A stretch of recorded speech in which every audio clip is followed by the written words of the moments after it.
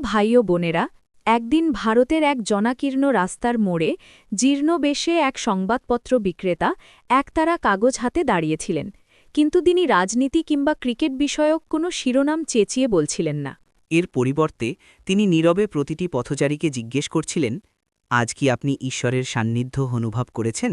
মানুষ থমকে দাঁড়াল, কেউ কেউ হাসল, কেউ কেউ ভ্রুকুটি করল, কেউ কেউ দ্রুত পায়ে সরে গেল, কিন্তু গুটি কয়েক মানুষ ক্ষণিকের জন্য থামল, কারণ সেই প্রশ্নটি হৃদয়ের গভীরে গিয়ে আঘাত করে।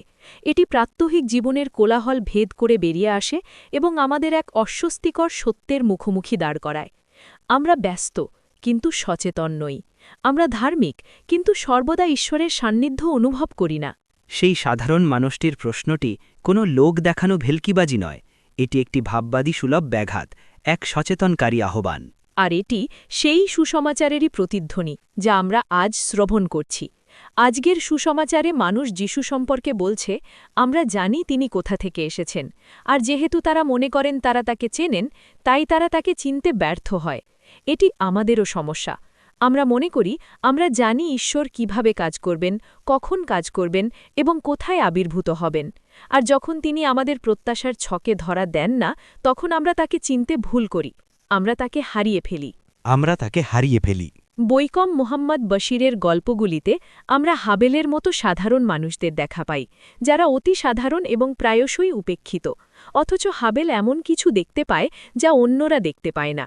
বৃষ্টির পর ফাটল দেওয়া মাটিতে, প্রতিবেশীর ক্ষুধার্ত মুখে এবং নীরব এবং বিশ্বস্ত ভালোবাসার মাঝে সে ঈশ্বরকে খুঁজে পায়।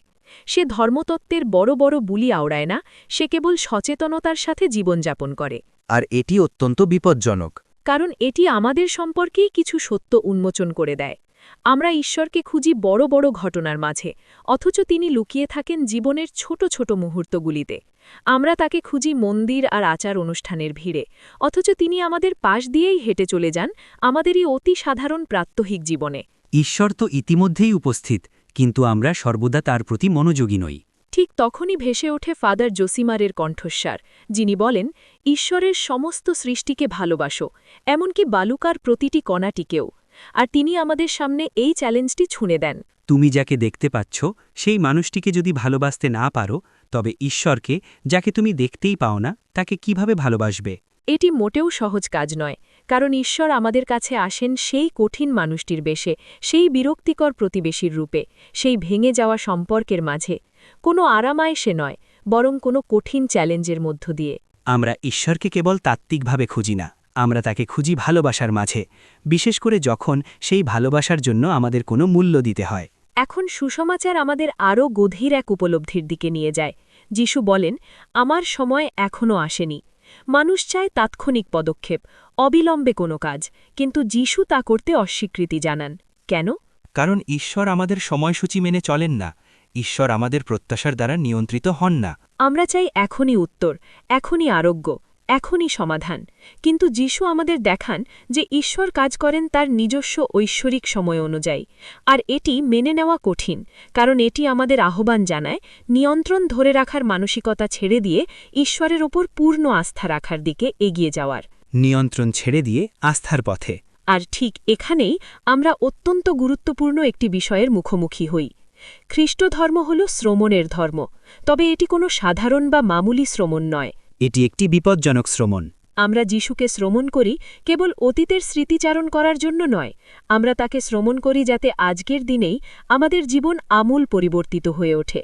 যখন আমরা তার দুঃখ কষ্ট, তার ভালোবাসা এবং তার সেই অপ্রত্যাশিত কার্যপদ্ধতির কথা শ্রমণ করি, তখন আমাদের অন্তরে এক গভীর পরিবর্তন ঘটে।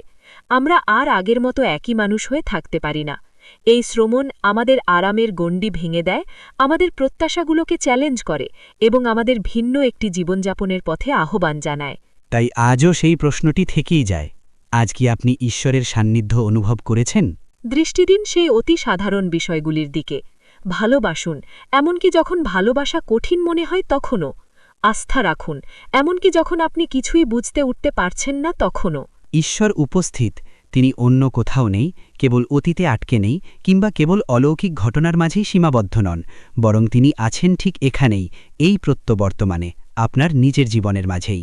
তবে হয়তো তিনি ঠিক সেখানেই দাঁড়িয়ে নেন যেদিকে আপনি তাকিয়ে আছেন, ঘুরে দাঁড়ান, আবার তাকান, এমনকি সেই বিলম্বের মুহূর্তেও, সেই সংগ্রামের সময়েও কিংবা সেই বিভ্রান্তির আবর্তেও তিনি সেখানেই উপস্থিত। কেবল ঈশ্বরকে শ্রমণ করেই ক্ষান্ত হবেন না, তাকে গভীরভাবে অনুভব করুন, ঠিক এই মুহূর্তে, এই প্রত্যবর্তমানে। আমিন। কেমন লাগলো শুনতে?